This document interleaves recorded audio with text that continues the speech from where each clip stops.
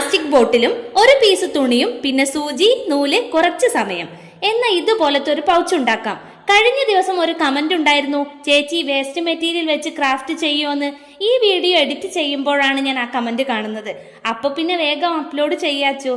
ഇവിടെ ഞാൻ hand stitching ആണ് ചെയ്യുന്നത്. അത് വേണമെന്നൊന്നും ഇല്ല കേട്ടോ. തയ്യൽ മെഷീൻ ഉണ്ടെങ്കിൽ പെട്ടെന്ന് ചെയ്തെടുക്കാം.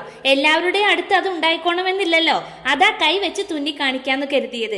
വീഡിയോയിൽ കാണുന്ന പോലെ തുണിയുടെ ഒരു വശം കുറച്ച് വീതിയിൽ മടക്കി തുന്നിയെടുക്കാം. തുന്നലിൽ ഞാൻ എക്സ്പെർട്ട് അല്ലാട്ടോ, അതിന്റെ പോരായ്മ ഉണ്ടാവും. തുന്നി കഴിഞ്ഞാൽ പിന്നെ തുണി തിരിച്ചിട്ട് സൈഡ് തുന്നി കൊടുക്കാം. ശേഷം പൗച്ച് എത്ര വലിപ്പമാണ് വേണ്ടത് അതനുസരിച്ച് ബോട്ടിൽ കട്ട് ചെയ്ത് തുന്നി വെച്ച തുണിയുടെ മേളിൽ വെച്ച് കൊടുക്കാം. ഇവിടെ തുണി ബോട്ടിലിനേക്കാൾ നീളം ഉണ്ടെങ്കിൽ തുന്നാനുള്ള കുറച്ച് ഭാഗം മാറ്റി വെച്ച് ബാക്കി വരുന്ന തുണി കട്ട് ചെയ്യാം. ശേഷം വീഡിയോയിൽ ഇട്ടോ. ഞാൻ പറയുന്നതിനേക്കാൾ നല്ലത് നിങ്ങൾ കണ്ടു മനസ്സിലാക്കുകയല്ലേ. ഇവിടെ പൗച്ച് ക്ലോസ് ചെയ്യാൻ ഉപയോഗിച്ചിരിക്കുന്നത് ഇലാസ്റ്റിക് ആണ്. അതില്ലെങ്കിൽ കട്ടിയുള്ള നൂലായാലും മതി. പിന്നെ ബീഡ്സ് കോർത്തെടുത്തതൊക്കെ ഞാൻ എൻ്റെ രീതിക്ക് ചെയ്തുവെന്നേ ഉള്ളൂ. നിങ്ങൾ ചെയ്ത് നോക്കുകയാണെങ്കിൽ നിങ്ങളുടെ ഇഷ്ടത്തിന് ചെയ്യാം. ചെയ്തെടുത്താൽ ചെറിയ മേക്കപ്പ് ഐറ്റംസ് ഇട്ട് വെക്കാം, അല്ലെങ്കിൽ കോയിൻസ് ഇട്ട് വെക്കാം. ഇഷ്ടപ്പെട്ടാൽ കമന്റ് ചെയ്യാൻ മറക്കരുത്.